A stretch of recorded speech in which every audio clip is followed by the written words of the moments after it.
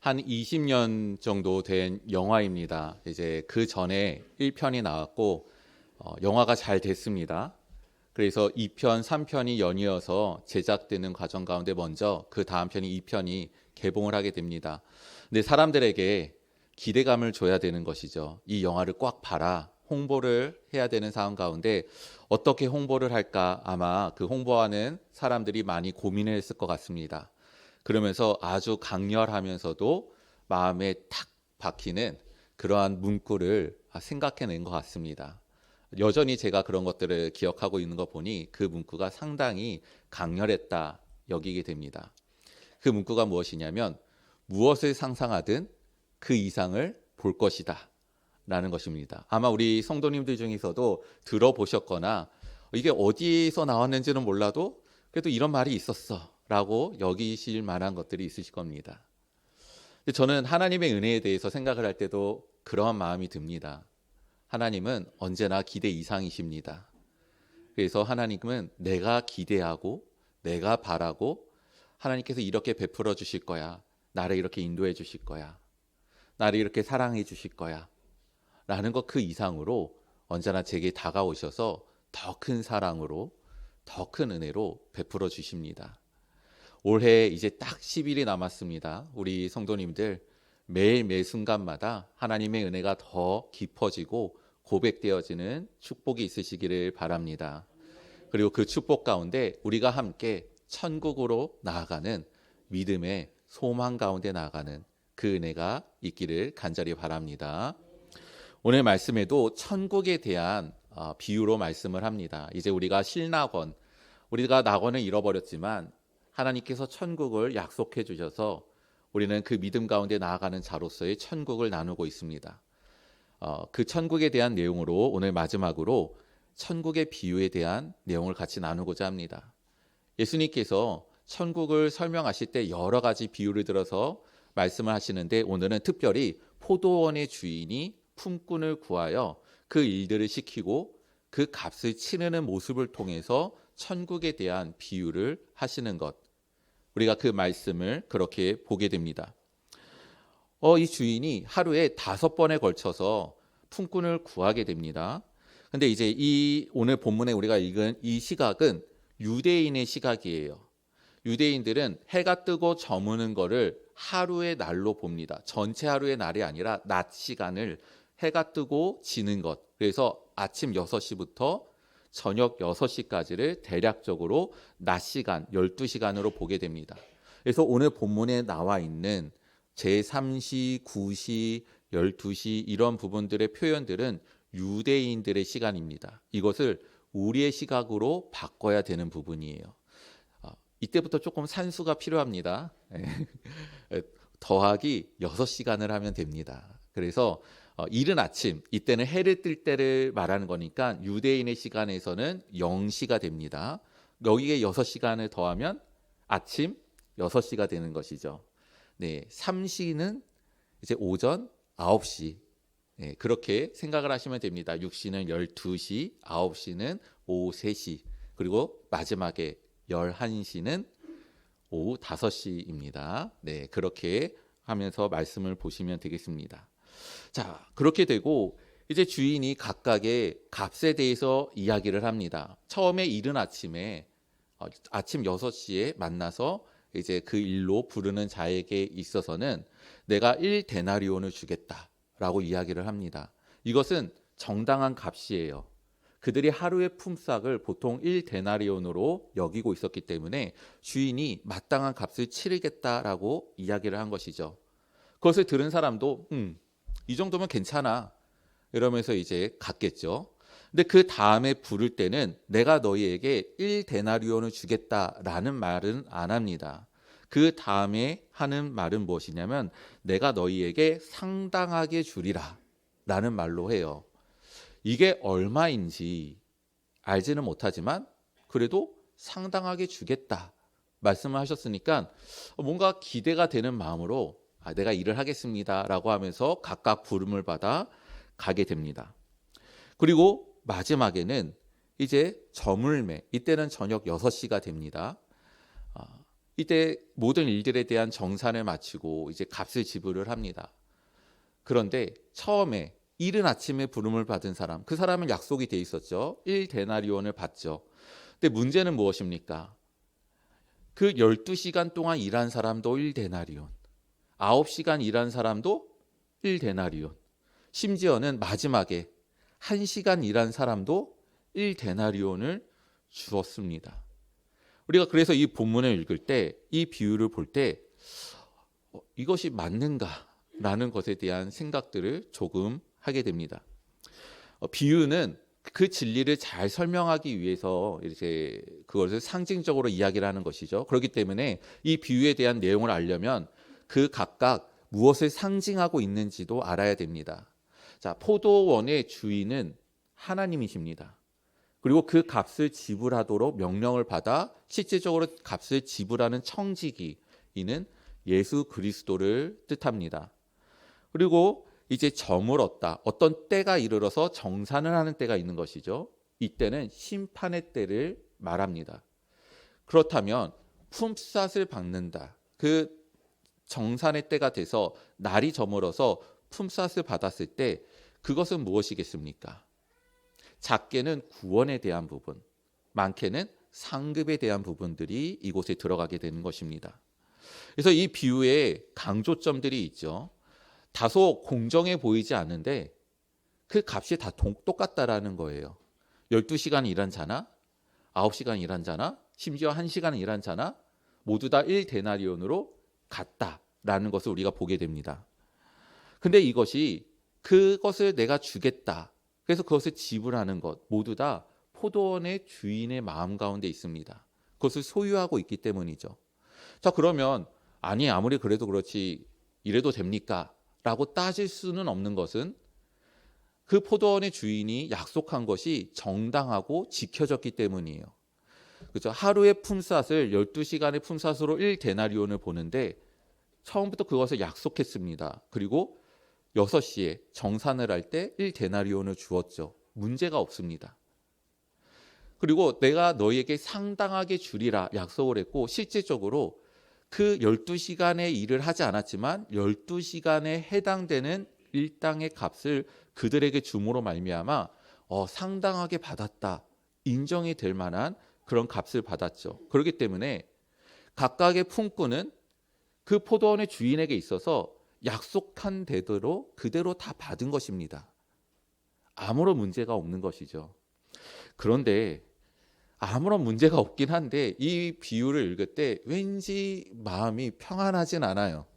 이렇게 읽으면서 이게 맞는 말이긴 한데 이게 이렇게 해서 괜찮은 건가라는 생각이 들죠. 왠지 그 아침 일찍 제일 먼저 온 사람이 측은해집니다. 아니 1시간 일한 사람이나 12시간 일한 사람이나 똑같으면 큰 손해 본 게 아닌가? 그 사람 되게 불쌍하다. 나중에 1시간 딱 일해가지고 그렇게 받았으면 됐을 텐데 얼마나 억울할까? 뭐 이런 생각들도 우리한테 들어요. 그래서 이게 맞는 말이긴 한데 뭔가 불편하다라는 생각들을 우리가 가지게 됩니다. 우리가 오늘 말씀 가운데 왜 불편할까? 그것을 왜 우리가 느낄까? 그리고 그것이 어떤 의미인지, 그래서 우리는 어떤 신앙으로 나가야 되는지 우리가 잠시 말씀을 통해서 나누고자 합니다. 왜 불편한가? 라고 했을 때 먼저 이것을 생각해 볼 때, 그렇다면 이 5부류의 사람들이 있는데 이 5부류의 사람들 중에 만족을 느낀 사람은 누굴까라는 생각을 해봅니다. 자, 누가 만족을 느꼈을까요? 마지막에 1시간 일하고 1데나리온 받은 사람은 만족을 느꼈을 거예요. 근데 3시간 일하고 1데나리온 받은 사람도 만족해야 되지 않습니까? 그리고 심지어 12시간 하루 품삯에 대한 일을 하고 하루 품삯을 그대로 받았으면 그 사람도 만족을 하는 게 맞아요. 근데 우리가 생각하기에, 그리고 오늘 말씀 우리가 읽지 않았지만 바로 그 다음 절에 뭐라고 되어 있냐면 그 품꾼들이 더 받을 줄 알았는데 아니니까 주인에 대해서 원망했다라고 이야기를 나옵니다. 불평을 가지고 있었다라는 것이죠. 근데 이거는 어디까지나 그들의 이야기예요. 제가 뭐 가서 포도원 가서 포도를 따거나 거름을 주거나 치우거나 울타를 치거나 아무런 노동을 하지 않았는데, 근데 문제는 내가 이 비유를 읽으면서 왠지 제 마음이 불편해요. 그렇죠. 왜 그런가라고 했을 때 또 보게 되는 부분은 이 품삯을 주는데 굳이 주인이 거꾸로 줄 필요가 있는가라는 것에 대해서 생각이 듭니다. 아니 먼저 온 사람 먼저 받고 먼저 가면 되잖아요. 그리고 그 다음에 먼저 보낸 다음에 사실은 내가 너희에게도 1데나리온을 준비했어 하고 보내면 아무런 문제가 없지 않겠습니까? 원망을 들을 필요도 없을 거예요. 근데 굳이 주인이 거꾸로부터 합니다. 나중 온 자부터 먼저 값을 치르게 되죠. 그러니 어떻게 됩니까? 1시간 일했는데 1데나리온이야. 자, 여기서 또다시 산수가 들어갑니다. 자, 3시간 일했습니다. 그러면 얼마를 받아야 되는 거예요? 네, 3데나리온을 받아야 되는 거예요. 6시간 일했습니다. 6데나리온을 받아야 되는 거죠. 12시간 일했어요. 얼마를 받아야 되는 거예요? 12데나리온을 받아야 되는 거예요. 근데 문제는 다 1데나리온을 받은 거죠. 거기서 원망이 생기기 시작합니다. 그들이 약속한 것과는 달라요. 그들은 분명히 1데나리온 약속을 받았고 상당히 받으리라 해서 그대로 다 이루어졌는데 근데도 불만이 생깁니다. 자, 근데 그들은 불만이 있는데 또다시 질문을 드립니다. 왜 내 마음이 불편할까요? 왜 그러냐면 제가 이 말씀의 비유를 처음에 읽을 때 어땠냐면요. 나는 몇 번째 부름을 받은 사람일까? 라는 게 생각이 들기 시작하기 때문이에요. 나는 11시에 부름을 받은 사람일까? 아니면 나는 이른 아침에 부름을 받은 사람일까? 우리는 이제 겸손을 교육받지 않습니까? 그러니 생각해 보건대 그래도 이른 아침까지는 좀 뭐하고 한 3시 정도 그렇죠? 아니면 조금 많이 양보해서 6시 정도. 그래서 아침 9시나 난 12시 정도의 부름을 받아서 어느 정도 상당한 노동을 한 사람. 저는 저희 자신을 그렇게 대입을 했습니다. 우리 뭐 성도님들은 나는 부름을 받은 게 너무 감사해서 11시에 부름을 받았습니다. 이러면 축복드립니다. 근데 좀 더 정직하게 제 자신을 돌아보건대 그것은 겸손이었고 좀 더 정직하게 보건대 나는 이른 아침에 부름을 받았다. 이렇게 대입이 되기 시작하니까 불편한 거예요. 이 비유가. 그러면 나는 신앙생활을 하고 저는 이제 부모님들이 믿는 가운데 태어났기 때문에 태어날 때부터 교회에 있었습니다. 예. 그렇기 때문에 교회를 다닌 시간, 예배를 드린 시간, 저같이 딱 되면은 이렇게 말씀 딱 시작할 때 대략 그림이 그려져요. 그래서 말씀에 대한 이해, 헌신과 봉사, 이제는 또 주의 길을 걸어가요. 여러 가지 생각을 할 때 이런 분량들을 생각하면 나는 이른 아침에 부름을 받은 사람이 아닌가 뭐 이렇게 생각이 됩니다. 그렇기 때문에 이 비유를 읽을 때 좀 마음이 불편해집니다. 하지만 우리가 은혜라는 부분들을 생각을 해야 돼요. 우리가 아까 이제 이 비유가 상징하는 것, 포도원의 주인은 하나님이십니다. 날이 저물은 것은 심판이고요. 품삯을 받는 것은 구원과 상급이라고 말씀을 드렸습니다. 은혜입니다. 구원이 왜 은혜인가? 내가 하나님을 믿는 것이 아닌가? 하나님께서 예수 그리스도를 통하여서 우리를 구원하시기로 하셨습니다. 그것이 유일한 구원의 길이죠. 근데 하나님께서 예수 그리스도를 보내시겠다. 내가 그를 통하여서 구원을 이루겠다. 언제 말씀을 하셨습니까? 아담이 범죄하였을 때. 그때 심판을 내리시면서 여자의 후손이 태어나 너의 후손의 뱀의 후손의 머리를 짓밟을 것이다. 구원에 대한 이야기를 하십니다. 그때 제가 어머니의 품에 있었나요? 형체가 조성되기도 전에 나라는 존재가 각인되기도 전에 하나님께서 이미 구원하시기 위하여서 작정하시고 말씀하시고 이루신 것입니다.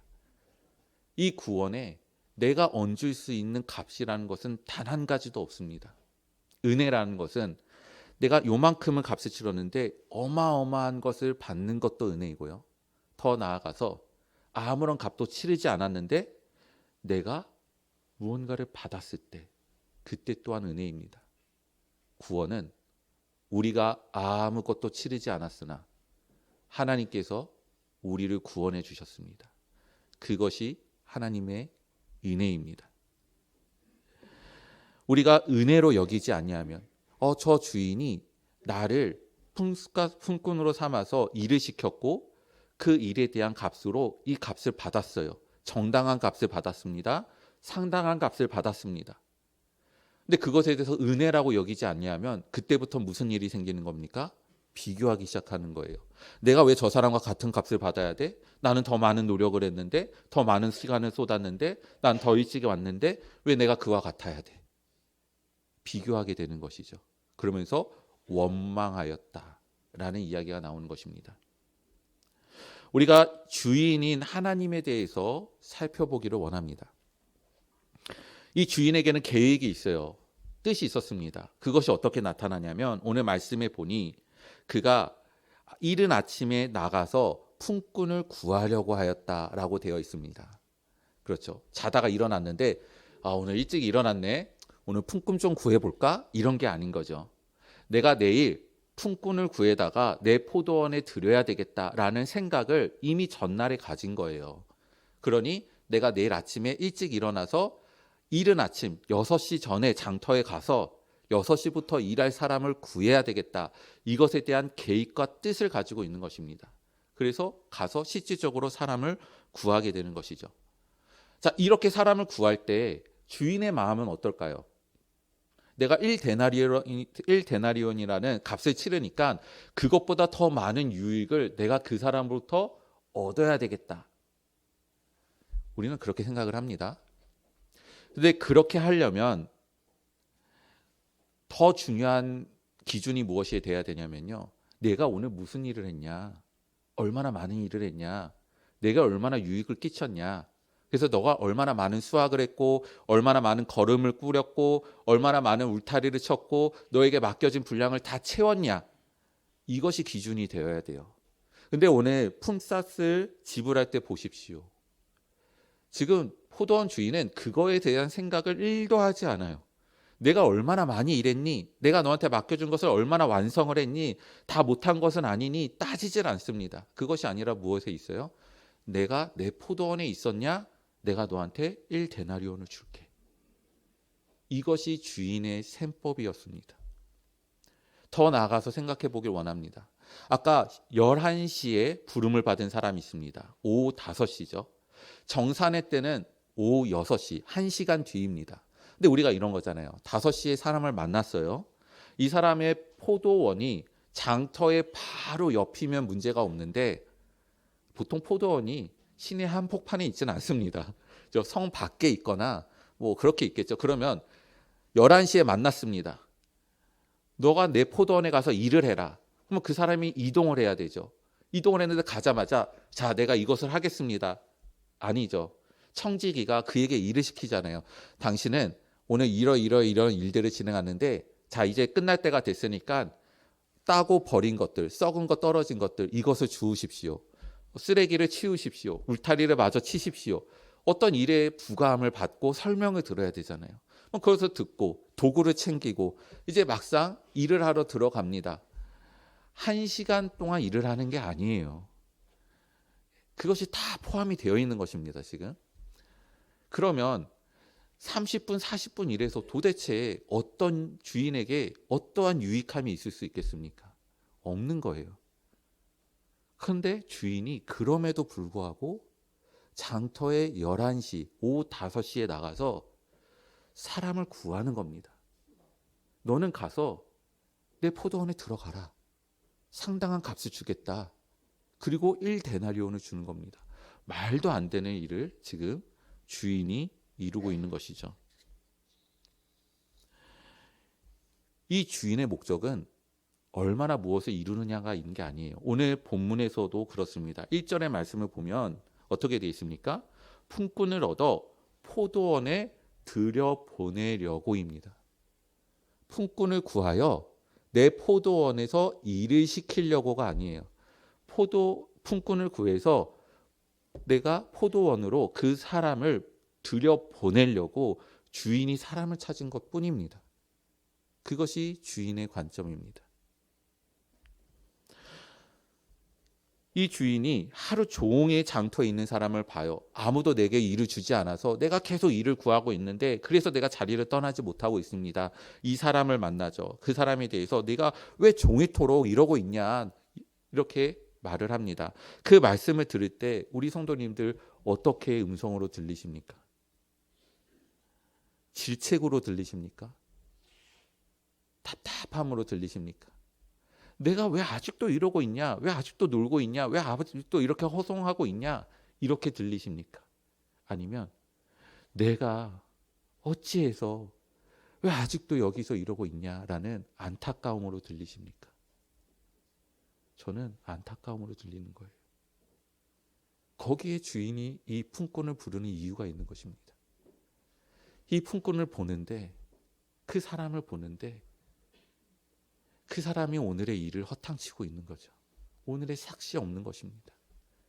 오늘의 품삯이 없으면 그에게 양식을 구할 수 없을 것입니다. 그러면 그의 가족은 어떻게 되는 것입니까? 그리고 하루 종일 일을 구하려고 나갔다가 그냥 허탄하게 돌아오게 되면 그 사람의 마음은 어떻겠습니까? 아무도 나를 필요로 하지 않는구나. 얼마나 마음이 상심하고 무너지겠습니까? 주인이 그것을 보는 거예요.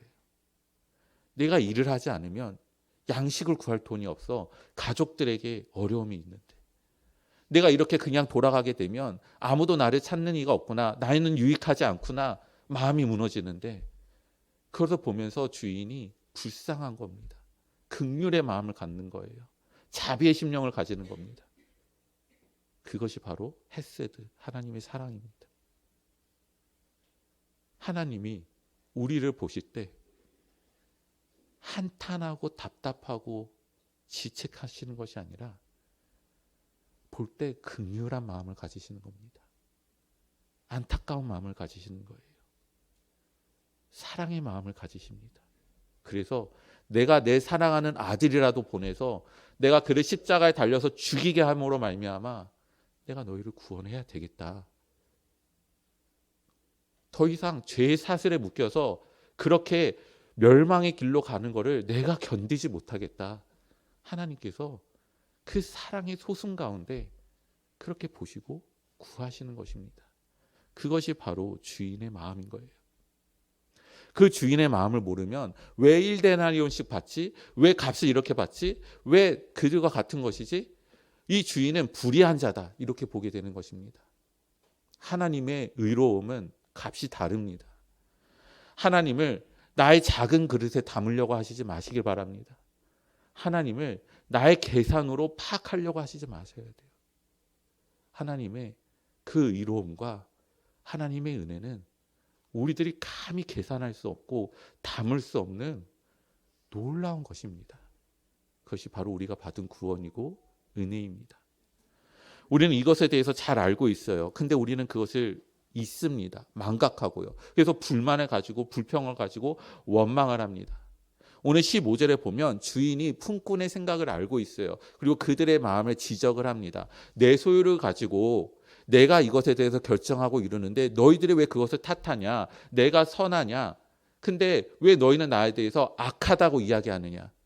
우리 때로는 하나님께 그렇게 이야기를 합니다. 하나님, 왜 믿는 사람이 더 고통을 받습니까? 하나님, 왜 내가 더 비루합니까? 우리는 그것에 대해서 원망을 가질 때들이 있습니다. 그 이유는 죄 때문에 그래요. 죄 때문에.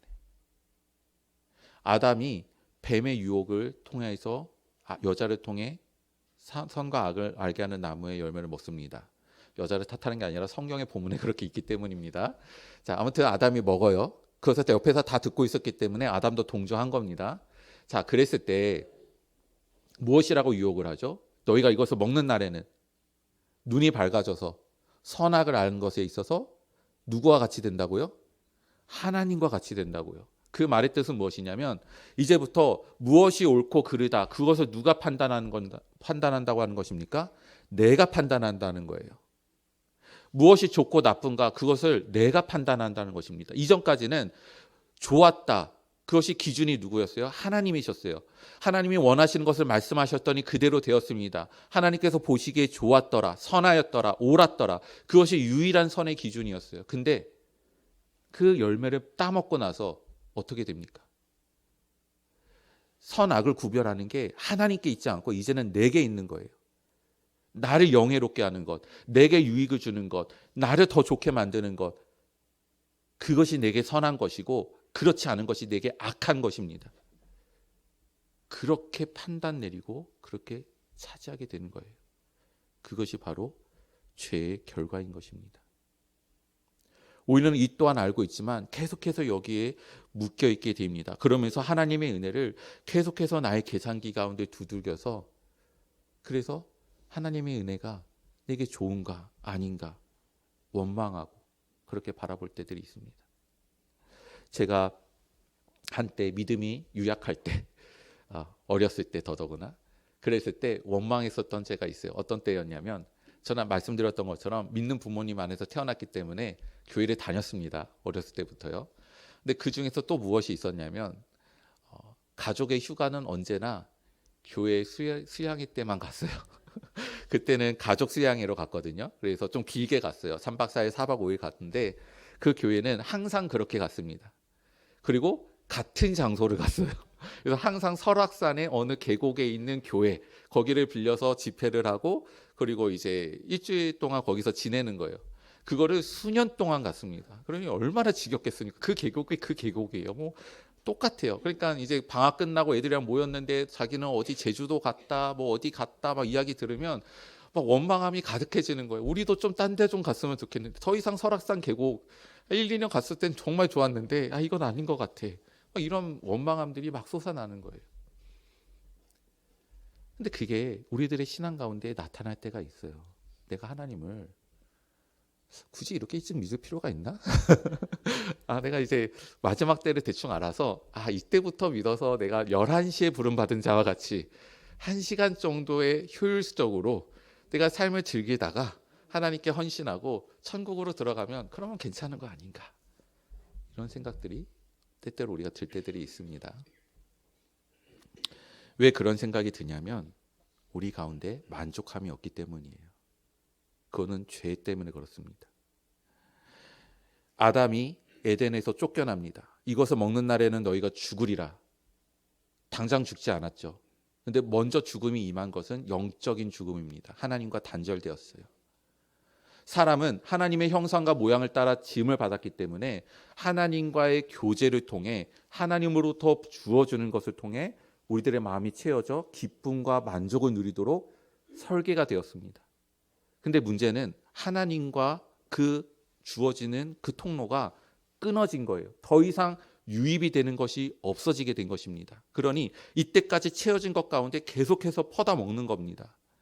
근데 여기에 한 가지 문제가 더 생겼습니다. 어떤 문제가 생겼냐면 그 물을 가두고 있는 독, 내 자신이 내 심령에 구멍이 난 겁니다.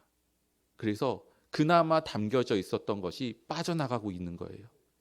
자, 이 독에 구멍 뚫린 독에 물을 채우려면 어떻게 해야 됩니까? 빠져나가는 양과 속도보다 더 많은 것을 그리고 더 빨리 계속해서 들이부어야 그래야지 줄어들지 않고 유지되거나 넘어가게 되겠죠. 근데 그것이 불가능합니다. 하나님과 단절됐기 때문에. 근데 끊임없이 내 마음은 그것에 대한 욕망이 있어요. 그러니 어떻게 합니까? 다른 것들로 채우려고 자꾸 손을 뻗는 겁니다. 내 앞날이 불안해요. 내가 재산을 축적해야 되겠다. 내가 외로워요. 내가 사랑을 받고 싶다. 내가 못 이룬 꿈이 있어요. 내 자녀가 그랬으면 좋겠다. 내가 비교했을 때 그냥 그저 그런 것 같아요. 내가 영화로웠으면 좋겠다. 자꾸 내가 더 나은 사람처럼 좋을 것, 내가 더 좋게 여길 것들을 계속해서 손을 내밀어 뻗고 차지하려고 하고 노력을 합니다. 하지만 노력하고 수고하면 할수록 돌아오는 것은 어떻게 됩니까? 채워지지 않고 오히려 더 빠르게 쏟아져 내가는 그 수위들을 보며 허망함과 허무함 가운데 무너져 내리는 것입니다. 그것이 우리들의 문제인 것입니다.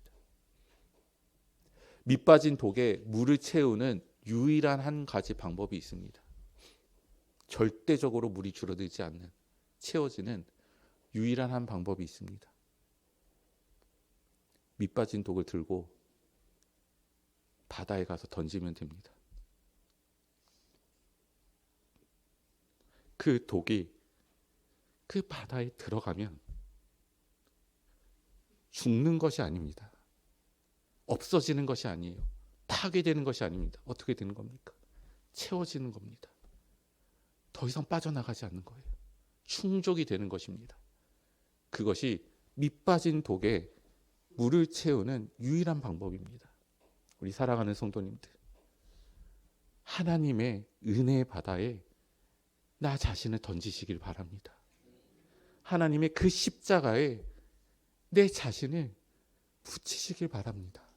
그 성령의 충만함에 간절히 바라고 그 안에 잠기시길 바랍니다.